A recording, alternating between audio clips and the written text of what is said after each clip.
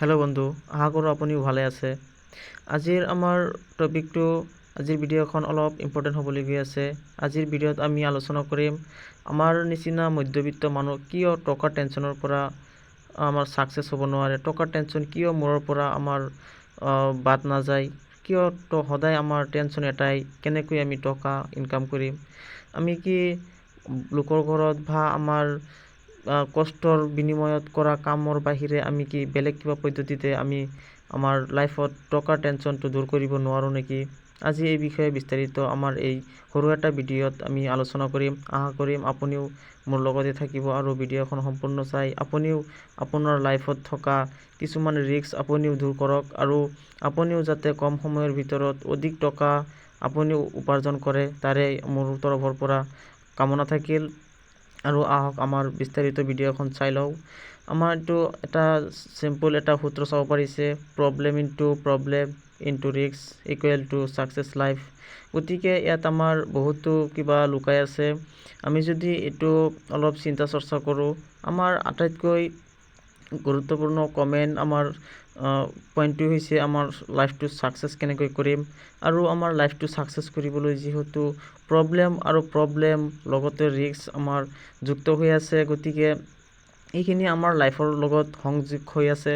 এইটো আমি এই প্ৰব্লেমখিনি আৰু আমাৰ লাইফত থকা ৰিস্কবোৰ আমাৰ লগত সদায়ে থাকে আৰু আমি জন্ম হোৱাৰ পিছৰে পৰা একদম মৃত্যুৰ আগলৈকে আমাৰ মূৰৰ পৰা এইখিনি টেনশ্যন আমাৰ দূৰ নহয়েই। প্ৰব্লেম আৰু ৰিস্কটো আমাৰ লগতে থাকে আৰু আমাৰ মৰাৰ আগ পৰ্যন্ত ই আমাৰ পৰা আঁতৰি নাযায়েই। গতিকে এইটো আমাৰ অলপ ভাবিব লগা, আমাৰ অলপ চিন্তা কৰিলে আমি চাম যে আমি যিহেতু কিবা এটা কাম কৰি আমি কিবা এটা বিজনেছ বা আমাৰ কিবা এনেকুৱা এটা কাম কৰিব লাগে যাতে আমাৰ টকাৰ টেনশ্যনটো মূৰৰ পৰা দূৰ হয় আৰু ৰিস্কটো যাতে আমাৰ অলপ কম হয়। তেনেকুৱা আজি এটা আমাক টপিক আজি মই লৈ আহিছোঁ আৰু আপুনিও এই ভিডিঅ'খন চাই আপোনাৰো কিছুমান ৰিস্ক আৰু আপোনাৰ প্ৰব্লেমখিনি আপুনি অলপ জাষ্ট ঠাণ্ডা মাথাত আপুনি অলপ সুস্থ শৰীৰে আপুনি চিন্তা কৰি আপুনিও এটা ভাল ডিচিশ্যন লওক, যাতে কম সময়ৰ ভিতৰতে অধিক আমাৰ হাড় ভাঙা কাম নকৰি আমি যাতে কিবা এটা কৰি যাতে আমাৰ জীৱনখন আমি উপভোগ কৰিব পাৰোঁ। আমাৰ যিহেতু লাইফৰ এটা ভেলু আছে, আমিতো গোটেই জীৱন আমি কাম কৰিয়ে যদি আমাৰ লাইফটো কটাই দিওঁ আৰু তেনে আমাৰ লাইফত আৰু কি থাকিল, আমাৰ তেনেকৈ একো নাথাকে। গতিকে আমাৰ সৰুৰে পৰা একদম বুঢ়া হোৱালৈকে আমাৰ এটাই টেনশ্যন থাকে, আমাৰ কেনেকৈ আমাৰ টকা অধিক আমি লাভ কৰিব পাৰি, কেনেকৈ আমি উপাৰ্জন কৰিব পাৰি।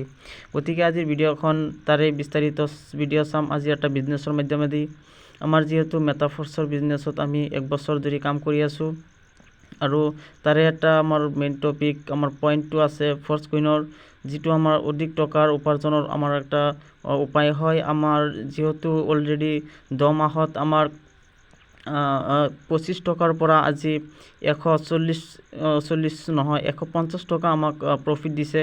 25 টকাৰ কইনছ আজি আমাৰ 150 টকা পাইছেগৈ 10 মাহৰ ভিতৰতে।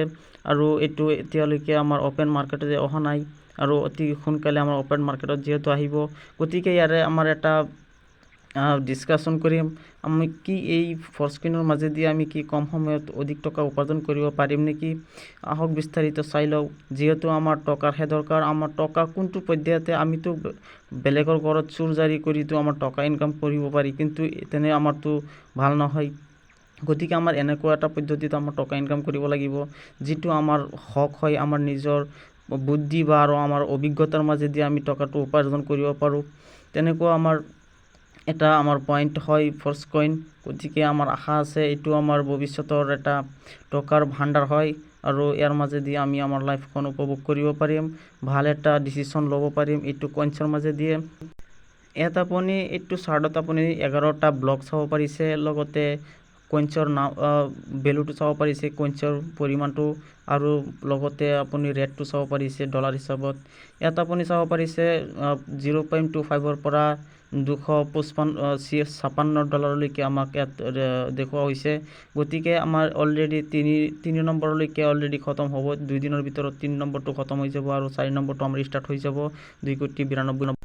2,92,57,125টা কইনছ চাব পাৰিছে আৰু আমাৰ এইটো 3 দিনৰ ভিতৰত আমাৰ ষ্টাৰ্ট হ'বলৈ গৈ আছে আৰু আমাৰ অতি সোনকালে এইটো কমপ্লিট হৈ আমাৰ বাকী থকা পাৰ্টখিনি আমাৰ ষ্টাৰ্ট হৈ আমাৰ মাল্টি মাইনিঙতে চলি আছে আৰু আমাৰ অপেন মাৰ্কেটত অতি সোনকালে আহি যাব আৰু এই বিষয়ে আজি আহক আমি বিস্তাৰিত এটা আমাৰ টকাৰ ইনকামৰ চ'ৰ্চ আমি কল্পনা কৰোঁ। ইয়াত আপুনি চাব পাৰিছে এইটো থাৰ্ড বিগ ব্লগৰ আমাৰ 10টা আমাৰ মাইনৰ ব্লক ইয়াত ৰখোৱা হৈছে। তাৰে ভিতৰত 9 নম্বৰলৈকে আমাৰ কমপ্লিট হৈ গৈছে। 46,22,625টা কইনছলৈকে আমাৰ কমপ্লিট হৈ গৈছে। যোৱাকালিৰ পৰা আমাৰ কমপ্লিট হৈছে আৰু আমাৰ যোৱাকালিৰ পৰা 10 নম্বৰ 42,57,540টা কইনছ আমাৰ এইটো ষ্টাৰ্ট হৈছে। গতিকে এইটো আমাৰ 2 পৰা 3 দিনৰ ভিতৰত কমপ্লিট হৈ আমাৰ পৰৱৰ্তী পাৰ্ট আমাৰ ষ্টাৰ্ট হ'ব। গতিকে পৰৱৰ্তী পাৰ্টটো আমাৰ 4th বিগ ব্লকটো ষ্টাৰ্ট হৈ যাব আৰু 4th বিগ ব্লকটো ষ্টাৰ্ট হ'বলৈ আমাৰ মাত্ৰ 2 পৰা 3 দিনৰ দৰকাৰ। গতিকে আমাৰ 4 নম্বৰ বিগ ব্লগৰ আমাৰ কইনছ বেছি নাই, 1,40,00,000 নে কিমান কইনছ আছে। গতিকে এইখিনি আমাৰ অতি সোনকালে কমপ্লিট হৈ আমাৰ ফাৰ্ষ্ট কইনৰ ভেলুটো হৈ যাব $4. গতিকে এনেকৈ আমাৰ কইনছটো বাঢ়ি গৈ থাকিব। আমাৰ অহা 1 বছৰৰ ভিতৰতে আমাৰ কমচে কম 50 গুণ 60 গুণ আমাৰ ৰিটাৰ্ণ দিবলৈ গৈ আছে। যিহেতু আপুনি জানে বিটকইন, ইথেৰিয়াম, ডগ কইন আমাৰ বিভিন্ন ধৰণৰ কইনছ আছে আৰু বিটকইনৰটো পৰিমাণটো আপুনি দামটো নিশ্চয় জানে।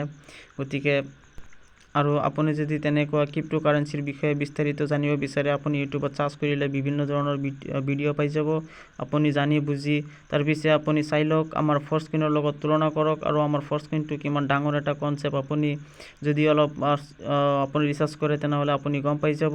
গতিকে মোৰ ছাজেষ্ট আপোনাৰ তাত এটাই যে আপুনি যদি ভাবে আপুনি যদি ফাৰ্ষ্ট কইনত আপুনিও বছৰত কমচে কম 10,000 টকা দি 3 লাখ, 4 লাখ, 10 লাখ, 20 লাখ, 1 কোটি টকাও আপুনি উপাৰ্জন কৰিব পাৰিব। গতিকে আপোনাৰ ডিচিশ্যন আৰু আপোনাৰ মৰ্জিত আপুনি ইনকাম কৰক আৰু আমাৰ ছাজেষ্ট এইটোৱে যে আপুনি ইয়াত ইনভেষ্ট কৰি ৰিস্কটো সকলোতে আছে। মানুহটো ভাত খায়ো মানুহ মৰি যায়, আপুনি নিশ্চয় জানে। গতিকে আমাৰ যিকোনো কামতে ৰিস্ক আছে আৰু অলপ ৰিস্ক লৈ আপুনি ইয়াৰ পৰা ইনকাম কৰক।